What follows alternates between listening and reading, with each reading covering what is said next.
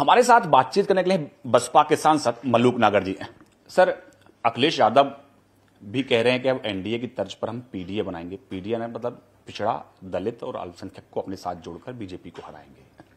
तो अल्पसंख्यकों की और दलितों की बात तो बहन जी भी करती हैं। देखिए, माफी चाहता हूँ, मैंने पूरा अखिलेश जी का वो इंटरव्यू देखा है और उनका ट्वीट भी पढ़ा है। उन्होंने ये नहीं कहा हम एनडीए बनाएंगे, उन्होंने कहा ना वो पीडीए बनाएंगे, उन्होंने कहा पीडीए हराएगा।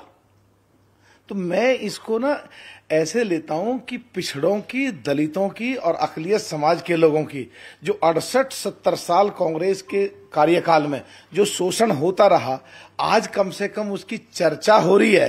ये बहुत ही अच्छी बात है। और जहां तक बात है, चाहे वो कांग्रेस हो चाहे वो बीजेपी हो, सब अपने अपने गिरेबान में झांक करके देखें कि अपनी अपनी सरकारों में किसने क्या क्या किया है। जहां तक हमारी बात है, कुमारी बहन मायावती जी ने, हमने अपनी जब भी सरकार आई है, पिछड़ों के लिए, दलितों के लिए, अक़लियत समाज के लिए जो किया है वो सबके सामने है और वो सब लोग जानते हैं। इसलिए पिछड़े, दलित और अक़लियत समाज के लोग भी ये जानते हैं और वो सोच समझ के निर्णय लेंगे। सर, आप कांग्रेस को भी कटघरे में खड़ा कर रहे हैं, लेकिन चर्चा तो आपकी भी कांग्रेस से करीबी बढ़ने की हो रही है। देखिए, राजनीति में संभावनाओं का खेल है, क्या कब कैसे हो सकता है कुछ नहीं पता। पर इस बारे में कुमारी बहन मायावती ही केवल पूरी पार्टी में 1 से लेकर 100 तक नेता हैं जो वो डिसीजन लेंगे। ये उनके अधिकार क्षेत्र का मामला है। सर, 23 जून को पटना में एक कार्यक्रम होने जा रहा है। तमाम विपक्षी दल जो हैं वो उसमें शामिल होंगे। बसपा को उसमें न्योता नहीं दिया गया तो वो शामिल भी नहीं होगी। तो क्या कारण है बसपा विपक्ष से दूर होती जा रही है? देखिए, ये न्योता दिया नहीं गया या हमारा सोच को देख करके जो देश के लिए हम बोलते हैं, जो जनहित के लिए हम बोलते हैं और बगैर मतलब की बातों का हम विरोध करते नहीं है, उसको सोचकर कि जो लोग बगैर मतलब के भी विरोध करते हैं वो न्योता देते हैं नहीं देता है, ये उनका सोच है।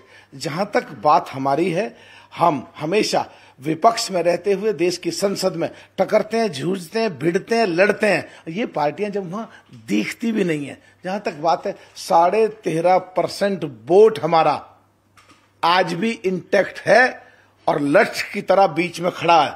जिधर को भी होगा एकदम रिजल्ट दूर दूर तक नजर नहीं आएंगे या एक ही तरफ रिजल्ट चले जाएंगे।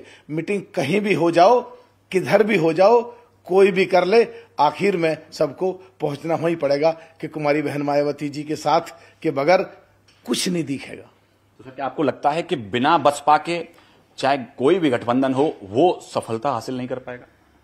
देखिए, अभी तो किसको क्या लगता है, आप टेलीविजन वालों को क्या लगता है, बीजेपी को क्या लगता है, कांग्रेस को क्या लगता है, जेडीयू को क्या लगता है और दूसरी पार्टियों को क्या लगता है, हमको क्या लगता है, ये संभावनाओं का खेल है। वक्त तय करेगा कि क्या होगा। एक बात सच है, 13.5% वोट हमारा इंटैक्ट है। जिधर भी हिल गया उधर ही एकदम रिजल्ट एकदम अलग नजर आएंगे। सर, इसके अलावा प्रधानमंत्री नरेंद्र मोदी आज से अमेरिका के दौरे पर हैं। कई सारी महत्वपूर्ण डीलें होंगी, वहां सीनेट को संबोधित भी करेंगे, कई सारे महत्वपूर्ण कार्यक्रम होने हैं। देखिए, विदेश में अगर कोई भी हमारे देश का प्रधानमंत्री जाता है और हमारे देश का नाम पूरे विश्व में फैलता है, ये अच्छी बात है। और हमारे विपक्ष के भी लोग अगर विदेश में जाते हैं और देश के लिए एक अच्छा बोलते हैं, यह भी अच्छी बात है। लेकिन विदेश में जाकर के हमारे देश के बारे में खिलाफ जो लोग बोलते हैं वो बिल्कुल एकदम गलत बात है। और हमारे देश के बारे में, अपने देश के बारे में बाहर जाकर के अच्छा बोलना चाहिए, जिससे हमारे देश की तरक्की हो, हमारे देश का नाम विश्व स्तर पे झंडा लहराने की तरफ बढ़े, हमारे देश की इकोनॉमी बढ़े। हम जब विदेश में जाएं तो लोग हमें इज्जत के साथ देखें। धन्यवाद हमसे बात करने के लिए। कैमरा पर्सन कार्तिक के साथ पवन गौड़, नेटवर्क 3, दिल्ली।